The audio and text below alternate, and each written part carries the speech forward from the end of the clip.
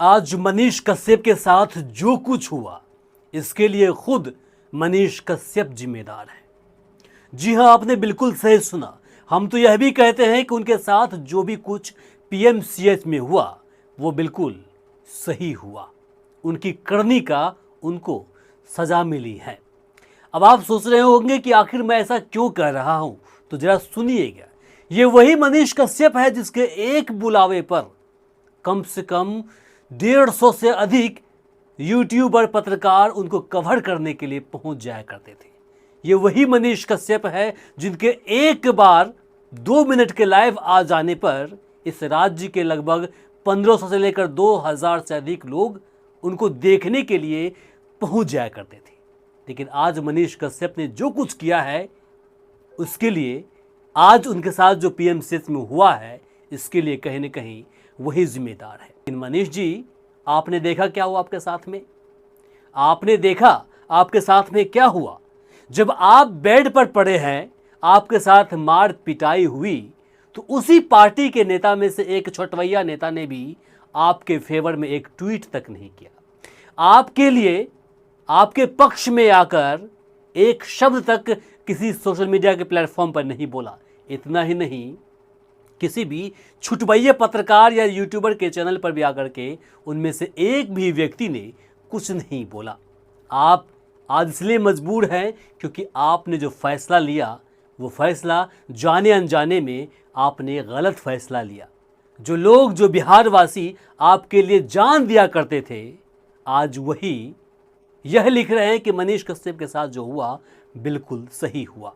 हम कहते हैं कि वो सही नहीं हुआ, बोलने के लिए हमने बोल दिया कि सही हुआ, लेकिन जो आपके साथ हुआ वो किसी भी व्यक्ति के साथ इस देश में नहीं होना चाहिए। मैंने आपका एक इंटरव्यू देखा जितेश भाई की प्रिंसिपल ऑफ न्यूज़ पर, और हमें काफ़ी दुख हुआ। आप वो व्यक्ति हैं जो शेर की दहाड़ लिया करते थे, लेकिन आज बिल्कुल मेमना से दिखाई दे रहे हैं। आज आपकी आवाज़ दबी दबी सी है। शायद आपको अब रियलाइज़ हो गया है कि आपने जो फैसला लिया है वो फैसला कहीं न कहीं गलत था। इसलिए हम इतना ही कहेंगे कि अगर आपको सच्चाई के साथ रहना है, सच दिखाना है, तो देश के किसी भी पार्टी के साथ अब मत जाइए, ज्वाइन मत कीजिए।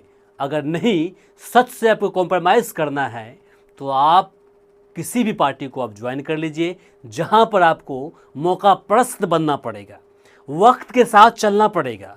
इसको भी देखना पड़ेगा कि पार्टी की बदनामी हो रही है या फिर उसकी वाहवाही हो रही है। इसके लिए आपको अगर झूठ भी बोलना पड़े, गलत भी बोलना पड़े, गलत का साथ भी देना पड़े, तो आपको देना पड़ेगा। लेकिन अगर आप सच का कीड़ा आपके अंदर अभी जगता है, बार बार आपको पिन करता है, तो आपको ये सब चीज़ें अभी भी छोड़ना पड़ेगा। अब भी वक्त ज़्यादा ख़त्म नहीं हुआ है, अब भी आपके साथ वक्त है।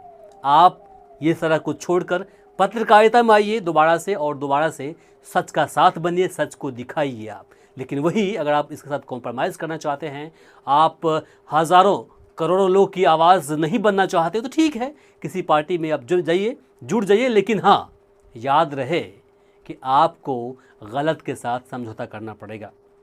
हमने एक पोस्ट देखा पूर्व डीजीपी गुप्तेश्वर पांडे जी का। पूर्व डीजीपी एवं वर्तमान में कथावाचक गुप्तेश्वर पांडे जी ने क्या तल्ख भरी अल्फाज में डॉक्टरों की खिंचाई की है, क्या बातें कही हैं। लेकिन एक भी भाजपा नेताओं ने गलती से भी ट्विटर पर या फिर किसी सोशल मीडिया के अलग प्लेटफॉर्म पर आवाज़ उठाने की जहमत नहीं उठाई। कितनी शर्म की बात है। ये वही मनीष कश्यप है जिसका कहीं न कहीं बीजेपी चुनाव में इस्तेमाल करना चाह रही थी। और अगर मनीष कश्यप इस वक्त सही फैसला नहीं लेते हैं तो आने वाले चुनाव में 2025 के चुनाव में उनका 100% फ़ायदा उठाएंगे। और हो सकता है कि उनको इस बार विधानसभा की टिकट बीजेपी ना दे, और देगी भी तो उसी जगह से देगी जहां से ये चुनाव आसानी से हार सकते हैं, ऐसा लोगों का कहना है। बाकी मनीष कश्यप के साथ जो कुछ हुआ काफ़ी दुर्भाग्यपूर्ण है। ऐसा नहीं होना चाहिए। देश के किसी भी व्यक्ति के साथ इस प्रकार का दुर्व्यवहार नहीं होना चाहिए। अगर गलती किया था तो प्रशासन है, कानून है, उनको इस पर आगे बढ़ चढ़ कर मदद लेनी चाहिए थी, उनका मदद लेना चाहिए था इनको, लेकिन उन्होंने कानून को हाथ में लेकर इस प्रकार से मनीष कश्यप के साथ बदतमीज़ी की, बेहुरमती की, उनके साथ मार पिटाई की, वो बिल्कुल गलत है। क्या किया था आपने? तोप चलाया था, बम फोड़ा था, मिसाइल दागी थी, क्या किया था आपने? बस आवाज़ उठाई थी। आपके अंदर वही जो कीड़ा है जो कुछ महीने पहले हुआ करता था, जब आप माइक उठाते थे तो वो कीड़ा अभी तक मरा नहीं है। आपने तो गलती कर दिया। आपको यह समझना चाहिए कि जब आपने पत्रकारिता छोड़कर किसी पार्टी का दामन थामा है तो हाँ या नहीं, गलत या सही में आपको 24 घंटे जी हुजूरी करना है, घंटा बजाना है आपको। आप कभी तेज प्रताप यादव के बारे में बोल देते हैं कि उसने जो कुछ भी किया है, ट्वीट किया है, वो अच्छा किया है। आप सरकार के खिलाफ कई सवाल खड़ा करने लगते हैं।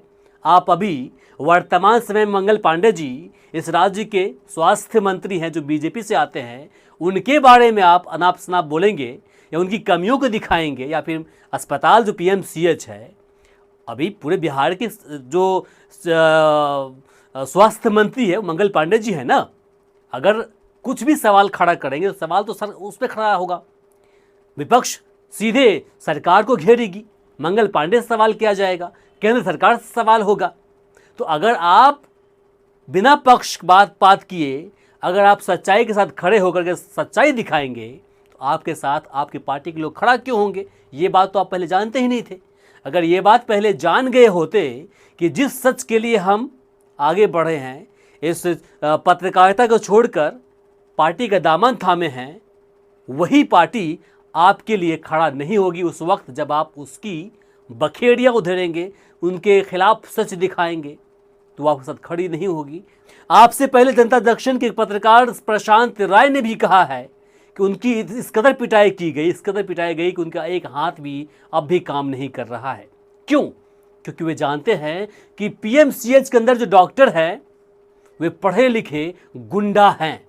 ये बात मैं नहीं कह रहा हूँ, ये प्रशांत राय ने कहा है, ये बात आपने भी स्वीकारा है। बाकी जितने भी जो सभ्य लोग हैं, जो गलत को गलत कहते हैं, सही को सही कहते हैं, वे कह रहे हैं कि मनीष कश्यप के साथ जो व्यवहार किया गया है वे अमानवीय है। एक पढ़े लिखे व्यक्ति या एक पढ़े लिखे डॉक्टर ऐसा व्यवहार नहीं कर सकते। बाकी आप देख रहे थे वी आवर्स न्यूज़ और मैं हूँ इमरान। आप सभी से विनम्र निवेदन, इस वीडियो को अधिक से अधिक शेयर कीजिए ताकि अन्य लोगों तक पहुँच पाए। आप देख रहे थे वी आवर्स न्यूज़।